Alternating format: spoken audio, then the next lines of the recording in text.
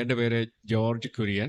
ഞാൻ നാട്ടിൽ മണിയിടുന്ന സ്ഥലമാണ് പിറവത്ത് അടുത്ത്. എൻ്റെ ഇടവക Vettikkal Saint Mary's Malankara Catholic പള്ളി. പക്ഷേ 10-22 വർഷമായിട്ട് ഞങ്ങൾ ന്യൂയോർക്കിലാണ്.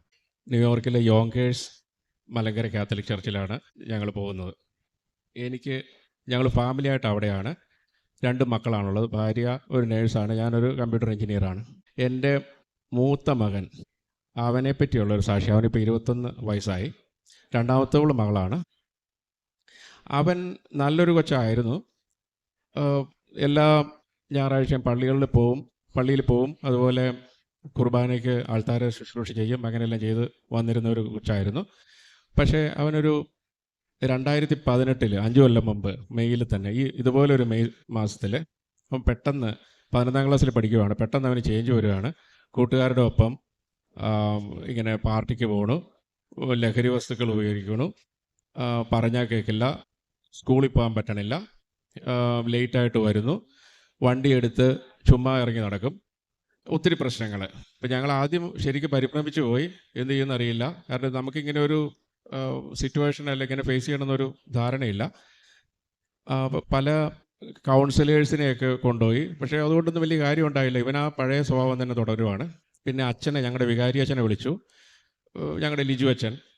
അതിനൊരു സ്പെസിഫിക് ഉണ്ട്. കാരണം അച്ഛൻ വന്നിട്ടും ഇവൻ ഒട്ടും കോപ്പറേറ്റ് ചെയ്തില്ല, സംസാരിച്ചു പോലുമില്ല.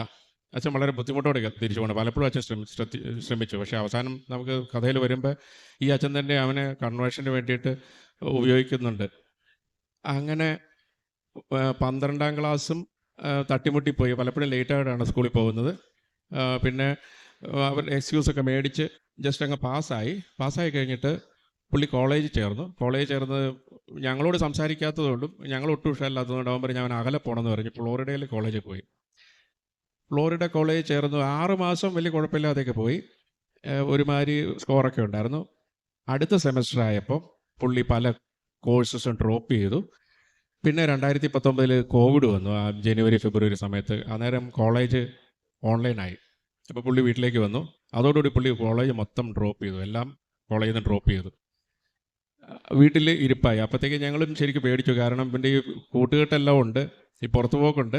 അപ്പോൾ വീട്ടിൽ വെറുതെ ഇരുന്ന് കഴിഞ്ഞാൽ ഡിപ്രഷനും പിന്നെ ഈ സാധനങ്ങൾ ഉപയോഗിച്ച് കഴിഞ്ഞാൽ വളരെ ബുദ്ധിമുട്ടാവും. ഈ വെയ്പ്പിംഗ് ഒക്കെയാണ് ചെയ്യുന്നത്. വെയ്പ്പിംഗ് എന്നത് ഇലക്ട്രോണിക് സിഗരറ്റ്. അത് വളരെ ശരിക്കുള്ള സിഗരറ്റ് വലിച്ചാൽ തന്നെ കൊള്ളില്ല. ഇത് ഇലക്ട്രോണിക് സിഗരറ്റ് വലിച്ചു കഴിഞ്ഞാൽ വളരെ മോശമാണ്. ഒത്തിരി കെമിക്കലാണ് മുഴുവൻ. അത് മറ്റു ലഹരിയൊക്കെ ഉപയോഗിക്കുന്നത്. ആര് പറഞ്ഞാലും കേൾക്കില്ല. അപ്പോൾ പ്രാർത്ഥിച്ച് ദൈവം അനുഗ്രഹിച്ച് അവനൊരു ചെറിയൊരു ജോലി കിട്ടി. അപ്പോൾ ജോലിക്ക് പോയി തുടങ്ങി. അപ്പം അത് അടുത്തൊരു പ്രോബ്ലം. കാരണം പൈസ കയ്യിൽ വന്നപ്പോൾ പുള്ളി പോയിട്ട് ഒരു BMW ഒരു സ്പോർട്സ് കാറൊക്കെ വാങ്ങിച്ചു, ഒരു പഴയത്. അപ്പോൾ ഞങ്ങൾ വിചാരിച്ചു അതുകൊണ്ട് തീർന്നില്ല. ഒരു 2 മാസം കഴിഞ്ഞപ്പോൾ ഒരു മോട്ടോർ ബൈക്ക്, ഒരു 600 cc ഒരു സൂപ്പർ ബൈക്ക് പോയി വാങ്ങിച്ചു. അതിൽ നിന്ന് എപ്പോൾ കയറിയാൽ എപ്പോൾ മരിക്കുമെന്ന് നോക്കിയാൽ മതി, അതുപോലത്തെ സ്പീഡാണ്. അപ്പോൾ ഞങ്ങൾ ശരിക്കും പ്രാർത്ഥിച്ചു. അപ്പോൾ മാതാവ് ഇടപെട്ടിട്ടാണെന്ന് എനിക്ക് തോന്നുന്നു. 1 മാസം കഴിഞ്ഞ് അല്ലെങ്കിൽ 2 മാസം കഴിഞ്ഞപ്പോഴത്തേക്ക് ഈ വണ്ടിയിൽ നിന്ന് അവനൊന്ന് ഉരുണ്ട് വീണു, ഈ ബൈക്കിൽ നിന്ന്. അവന് കാലൊടിഞ്ഞൊന്നുമില്ല, കുറേ തട്ടലുമുട്ടലൊക്കെ പറ്റി. ദൈവാദിനെ പോലെ വണ്ടി ഉപയോഗശൂന്യമായി. പിന്നെ ബൈക്ക് ഓടിച്ചില്ല. പക്ഷേ കാറിൽ പോയിട്ട് പുള്ളി ചെയ്യാത്ത പരിപാടിയൊന്നുമില്ല. പോലീസ് ടിക്കറ്റുകൾ, സ്പീഡിങ്ങിന് ടിക്കറ്റുകളൊക്കെ ഒത്തിരി വന്നു. അത് കുറേയൊക്കെ ഞങ്ങൾ അവിടെ നമുക്ക് വക്കീലിനെയൊക്കെ കണ്ട് കോർട്ടിലൊക്കെ ഫൈറ്റ് ചെയ്ത് ടിക്കറ്റ് കുറയ്ക്കാം, അങ്ങനെയൊക്കെ കുറച്ചു. പിന്നെ പലപ്പോഴും പോലീസിനോട് തട്ടിക്കയറിയിട്ടുണ്ട്. ഇപ്പോൾ ഒരിക്കൽ ഇവർ ഷോപ്പ് ചെയ്യാൻ മിണ്ടായിരുന്നാൽ മതി, അവരൊന്നും ചെയ്യൊന്നുമില്ല. ഇവൻ പോലീസിനോട് തട്ടിക്കയറി. ഒരിക്കൽ പോലീസുകാരൻ പറഞ്ഞു എന്നെ അറസ്റ്റ് ചെയ്യുമെന്ന് പറഞ്ഞു. അപ്പോൾ എനിക്ക് തോന്നുന്നു വേറൊരു പോലീസുകാരനും ഉണ്ടായിരുന്നു. മാതാവോട് വിട്ട് മറ്റേ പോലീസുകാരൻ പറഞ്ഞു ഇവനെ അറസ്റ്റ് ചെയ്യേണ്ടെന്ന് പറഞ്ഞു. അല്ലെ അവൻ അറസ്റ്റ് ചെയ്തേനെ. ഈ അറസ്റ്റ് ചെയ്ത കുഴപ്പം അത് റെക്കോർഡിലുണ്ട്, പിന്നെ ഒരിക്കലും പോകത്തില്ല. അങ്ങനെ 3 തവണ പോലീസ് പല കാര്യങ്ങൾക്ക് അവനെ അന്വേഷിച്ച് വീട്ടിൽ വന്നിട്ടുണ്ട്. ദൈവാദിനം പോലെ കേസൊന്നും ആയിട്ടില്ല. എല്ലാം പയ്യെ അങ്ങോട്ട് പ്രശ്നമില്ലാതെ അങ്ങ് പോയി. ഇങ്ങനെ ഇരിക്കുമ്പോൾ ഞങ്ങളുടെ ലൈഫിൽ കുഴപ്പം സമൂഹത്തിൽ ഒറ്റപ്പെടുക. കാരണം ഇങ്ങനെ ഒരു കൊച്ചിൻ്റെ കൂടെ വേറെ ആരെങ്കിലും ബോധമുള്ള മാതാപിതാക്കന്മാർ കൊച്ചുങ്ങളെ വിടത്തില്ല. അപ്പോൾ അവർക്കും നമ്മളോട് താല്പര്യമില്ല, നമുക്കും പോകാൻ താല്പര്യമില്ല. പിന്നെ റോങ് ആയിട്ടുള്ള ഉപദേശങ്ങൾ തരും അവർ. നിങ്ങൾ അത് ചെയ്തുകൊണ്ടാണ്, അല്ലെങ്കിൽ കൺട്രോൾ ചെയ്യാത്തതുകൊണ്ടാണ് ഇങ്ങനെ സംഭവിച്ചത് എന്നൊക്കെ പറയും. പക്ഷേ ആർക്കും ഇതിനൊരു സൊല്യൂഷൻ ഇല്ല. ഇങ്ങനെയൊക്കെ ഇവർ പാസ്റ്റാണ് പറയണത്. ഇങ്ങനെയൊക്കെ സംഭവിച്ചത് ഇത് ചെയ്തുകൊണ്ടാണ്. എന്നാൽ ഇനി എന്ത് ചെയ്യും? നമുക്ക് പ്രാർത്ഥിക്കാം, ദൈവം പ്രവർത്തിക്കും എന്ന് പറയാൻ ആരുമില്ല. പിന്നെ ചിലർ പറഞ്ഞു ജോൺ തന്നെ പ്രാർത്ഥിക്കണം.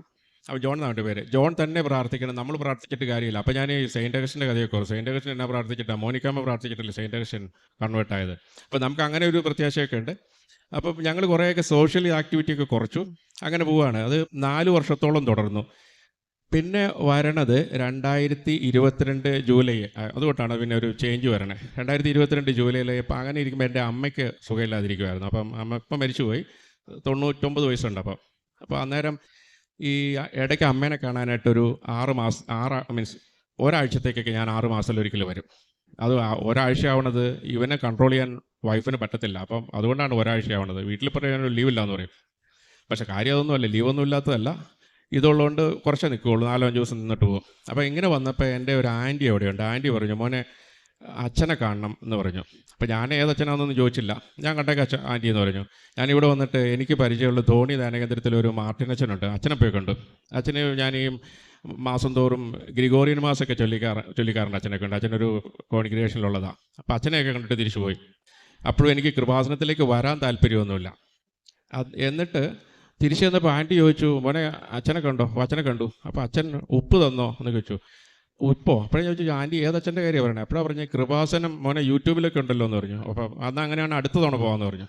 ഇതേപോലെ തന്നെ 2022 ഒക്ടോബറിൽ പിന്നെ 6 മാസം കഴിഞ്ഞപ്പോൾ ഞാൻ ഒന്നോടെ വന്നു അമ്മേനെ കാണാൻ. അപ്പോൾ വരുന്നതിന് തൊട്ട് മുമ്പ് ഒരാളോട് ചോദിച്ചു, നിങ്ങൾ കൃപാസനത്തിൽ ഉടമ്പടി എടുക്കുമെന്ന് ചോദിച്ചു. അതോടെ കേട്ടപ്പോൾ ഞാൻ വിചാരിച്ചു ഒന്ന് പോയി കളയാം, ഉടമ്പടി എടുക്കാനൊന്നും പ്ലാനില്ല, ഒന്ന് പോകാൻ തീരുമാനിച്ചു.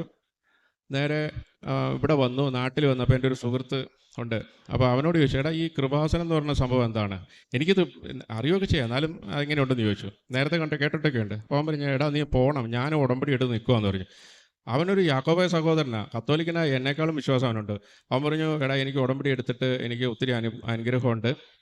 എൻ്റെ പിള്ളേരുടെ ഓസ്ട്രേലിയൻ പഠിത്തം ശരിയായിട്ടുണ്ട്. അതുപോലെ ഒരിക്കൽ സഞ്ചാരി മാതാവാണ്, അപകടത്തിൽ നിന്ന് രക്ഷിച്ചു എന്നൊക്കെ പറഞ്ഞു. അപ്പോൾ അവൻ പറഞ്ഞു, നീ വാ നമുക്ക് പോകാമെന്ന് പറഞ്ഞു. ഞങ്ങൾ വേറൊരു സുഹൃത്തിനെയും കൂട്ടി, അവന് വണ്ടിയൊക്കെ ഉണ്ട്, ഇവിടെ വന്നു. ഒക്ടോബറിൽ വന്ന് അപ്പോഴും ഉടമ്പടി എടുക്കാൻ എനിക്ക് പ്ലാനില്ല. ഞാൻ രാവിലെ വന്നു, കുർബാന കൂടി, അത് കഴിഞ്ഞ് നേർച്ച വസ്തുവൊക്കെ കിട്ടൂല, അത് മേടിച്ചുകൊണ്ട് പോയി. എന്നിട്ട് ഈ നേർച്ച വസ്തു ഈ ഒരു കാശുരൂപം ഇവൻ്റെ കിടക്കയുടെ കീഴെ ഭദ്രമായിട്ട് വെച്ചു. പിന്നെ ഉപ്പൊക്കെ ഉപയോഗിച്ചു, ഇടയ്ക്ക് ഇവന് ഭക്ഷണത്തിനൊക്കെ കൊടുത്തു, അങ്ങനെയുള്ളതൊക്കെ ചെയ്തു. അതിനുശേഷം അപ്പോൾ വ്യത്യാസമൊന്നുമില്ല, ഈ പഴയ സ്വഭാവം തന്നെ, ആർക്കും അടുക്കാൻ പറ്റില്ല, ഒരു ഹൊറിബിൾ ജോൺ. അതിനുശേഷം നവംബർ ആയപ്പോൾ ഞാൻ ഈ കൃപാസനത്തിൻ്റെ വെബ്സൈറ്റിലൊന്ന് കയറിയപ്പം ഈ ലൈറ്റ് എ ക്യാൻഡിൽ പ്രെയർ കണ്ടു. അത് അപ്പോൾ ഒരു ഇവൻ്റെ നിയോഗം വെച്ച് പറഞ്ഞ് എഴുതി. അതിനുശേഷം പിന്നെ ഡിസംബർ 12 ആയപ്പോൾ ഞാൻ പിന്നെ കണ്ടുപിടിച്ചു, ഞാൻ തന്നെ കണ്ടുപിടിച്ചു, ഭാഗ്യവശാൽ അല്ല മാതാവിൻ്റെ അനുഗ്രഹത്താൽ കണ്ടുപിടിച്ചു, ഇത് ഓൺലൈൻ ഉടമ്പടി ഉണ്ടല്ലോ എന്ന് കണ്ടുപിടിച്ചു. അപ്പോൾ ഓൺലൈൻ ഉടമ്പടി എടുത്തു, ഇവൻ്റെ നിയോഗം തന്നെ വെച്ച് ഓൺലൈൻ ഉടമ്പടി എടുത്തു. ഡിസംബർ 12 2022 എടുത്തു കഴിഞ്ഞിട്ട് ഉടനെ തന്നെ എനിക്ക് തന്നെ ചേഞ്ച് വന്നു. ഇവനിലല്ല ചേഞ്ച് വന്നത്, എനിക്ക് തന്നെ കുറച്ചുകൂടെ വിശുദ്ധി കയറി വന്നു. നമുക്കതിനെ പെട്ടെന്ന് മനസ്സിലാവണം, മാതാവ് കൂടെ ഉള്ളതുപോലെ. അപ്പോൾ ഞാനിത് എൻ്റെ ഒരു ഫാമിലി ഫ്രണ്ട് ഉണ്ട്, ഞങ്ങളുടെയൊക്കെ ഒരു ഷിക്കാഗോയിലുള്ള, അവർക്ക് ഇതുപോലെ തന്നെ ഒരു മാനുണ്ട്. അവൻ ഇതിനേക്കാളൊക്കെ ഭേദം, അവൻ ഹാർവാർഡിൽ പോകേണ്ട പയ്യനാണ്. പക്ഷേ ഈ സിഗരറ്റ് വലിയൊക്കെ കൊണ്ട് അവൻ ഹാർവാർഡിൽ പോയില്ല, പക്ഷേ സാധാരണ കോളേജിൽ അവൻ പഠിക്കുന്നുണ്ട്, അറ്റ്ലീസ്റ്റ് ഇവനേക്കാളും ഭേദം. അങ്ങനെ അവരോട് പറഞ്ഞു, ഇത് ഉടമ്പടി എടുത്തിട്ട് സംഭവം വർക്ക് ചെയ്യുന്നുണ്ടെന്ന് തോന്നണമെന്ന് പറഞ്ഞു. അപ്പോൾ അവരോടത് പറഞ്ഞു. ഡിസംബർ 12 പറഞ്ഞു, 15 പറയണേ. അത് കഴിഞ്ഞ് അവർക്ക് ഇവിടെ ഒന്ന് വരേണ്ട കാര്യമുണ്ടായിരുന്നു, അവരെന്തോ കല്യാണത്തിന് നാട്ടിൽ വന്നു. അപ്പോൾ ഇവർ ജനുവരി 8 2021 ജനുവരി 8 അവരിവിടെ വന്ന് പ്രാർത്ഥിച്ചു. അപ്പോൾ അവർക്കിതിൽ വിശ്വാസം തന്നെയില്ല. അവർ പറഞ്ഞു, മാതാവ് ഇത് ശരിക്കുള്ള ഇതാണെങ്കിൽ ഈ ജോണിൻ്റെ ഒരു കൺവേർഷൻ തന്നൊരു സൈൻ തരാമോ എന്ന് ചോദിച്ചു. ഞാൻ അറിയണില്ല ഇത്, എന്നോട് ഇതെല്ലാം കഴിഞ്ഞാൽ പറയണേ. ജനുവരി 12 21 ജനുവരി 12 എനിക്കിവിടെ വരേണ്ട വന്നു. കാരണം എൻ്റെ അമ്മ മരിച്ചു, 99 വയസ്സായിരുന്നല്ലോ. അപ്പോൾ ഫ്യൂണറൽ വന്നതാണ്. 12 ഫ്യൂണറൽ കഴിഞ്ഞിരിക്കുമ്പോൾ നാട്ടിൽ നിന്ന് അമേരിക്കയിൽ നിന്ന് ഫോൺ വന്നു. ഭാര്യ വിളിച്ചിട്ട് പറഞ്ഞു, മകനിങ്ങനെ അവിടെ വലിയ പ്രശ്നത്തിലിരിക്കുകയാണ്, അവൻ കരയുകയും ബഹളമൊക്കെ ഉണ്ടാക്കുമായിരുന്നു, അവൻ വളരെ സിൻ ചെയ്തു, ഭയങ്കര തെറ്റുകാരനാണ്, ചീത്തയാണെന്ന് പറഞ്ഞു. അപ്പം ഭാര്യ പറഞ്ഞു, എടാ നമുക്ക് പള്ളിയിൽ പോകാമെന്ന് പറഞ്ഞു. അപ്പം പള്ളിയിൽ പോകാമെന്ന് പറഞ്ഞു.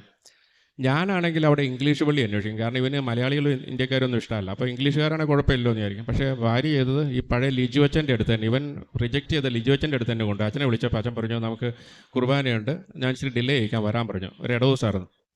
അച്ഛൻ്റെ അടുത്ത് ചെന്നു, അവൻ കുമ്പസാരിച്ചു. അവൻ ശരിക്ക് കരഞ്ഞ് കുമ്പസാരിച്ചു. ഇത് കണ്ട് അച്ഛൻ വരെ കരഞ്ഞു. അച്ഛൻ്റെ ബർത്ത്ഡേയും കൂടിയായിരുന്നു. അച്ഛൻ പറഞ്ഞു, എടാ ജോണ നീ തന്ന ബെസ്റ്റ് പ്രസൻ്റ് ആയിരുന്നു ഇതെന്ന് പറഞ്ഞു. അതിനുശേഷം പുള്ളി ഒരു വേർഷൻ 2 ആണ്, പഴയ ജോൺ അല്ല. എല്ലാ ദിവസവും മുട്ടയിലൊന്ന് കൊന്ത ചെല്ലും. ഞങ്ങൾ ഈ 54 ഡേ റോസരിയൊക്കെ ചെല്ലും. അല്ലെങ്കിൽ എന്തെങ്കിലും റോസറി എന്തായാലും ചെല്ലിയിരിക്കും. മാതാവിനോടുള്ള പ്രത്യേക സ്നേഹം അവന് കൂടുതൽ തന്നെ. അതിനു മുമ്പ് റോസറി ഒന്നും ചെല്ലില്ല. റോസറി ഭയങ്കര കാര്യം.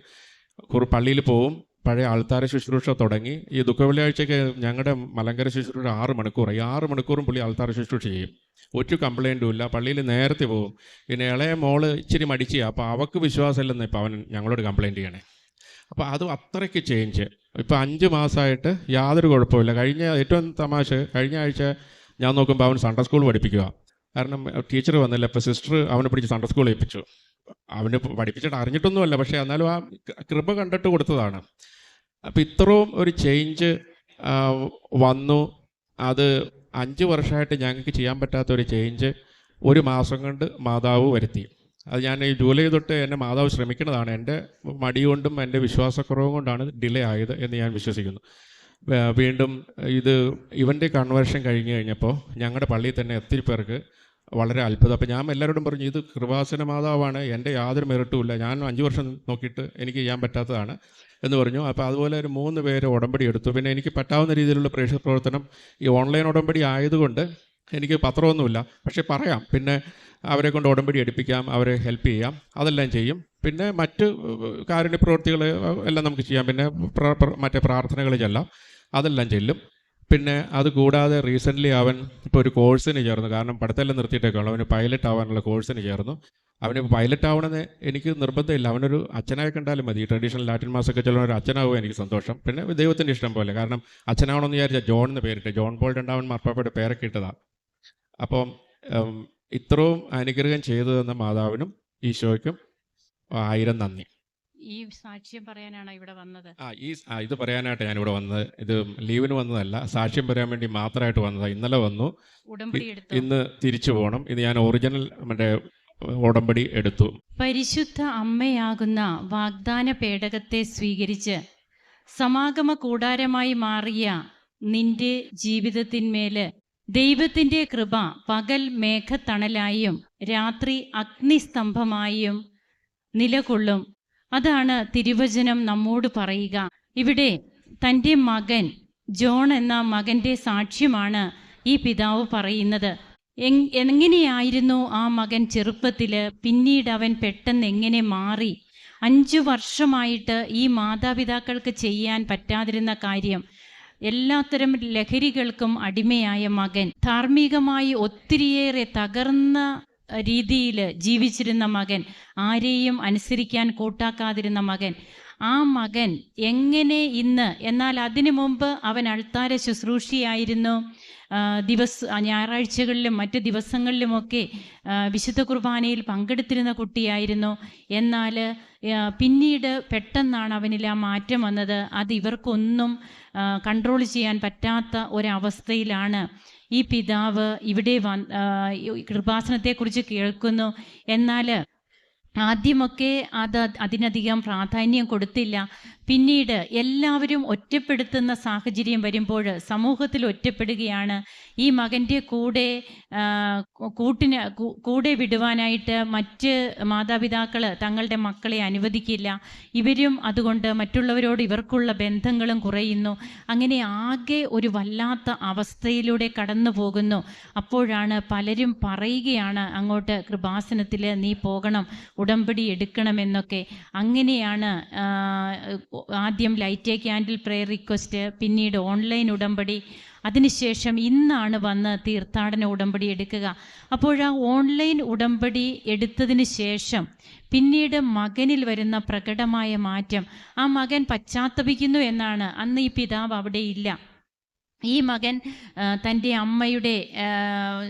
അമ്മ മരിച്ചിട്ട് ശവസംസ്കാര ശുശ്രൂഷകൾക്കൊക്കെയായി ഇങ്ങോട്ട് വന്ന അവസരത്തിൽ ഭാര്യയെ വിളിച്ചു പറയുന്നു എന്നാണ് നാം കേട്ടത്.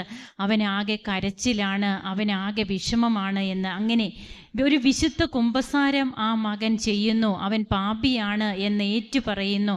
ധൂർത്തപുത്രനെ പോലെ പിതാവിൻ്റെ ഭവനത്തിലേക്ക് തിരിച്ചു വരുവാൻ ഞാൻ ആഗ്രഹിക്കുന്നു എന്ന് പറഞ്ഞുകൊണ്ട് ആ മകൻ ഒരു കുമ്പസാരം നടത്തുകയാണ്. അങ്ങനെ ആ വൈദികൻ പോലും കരഞ്ഞുപോയി എന്നാണ് പറയുക. അത്രയ്ക്കും നല്ല ഒരു കുമ്പസാരം നടത്തി.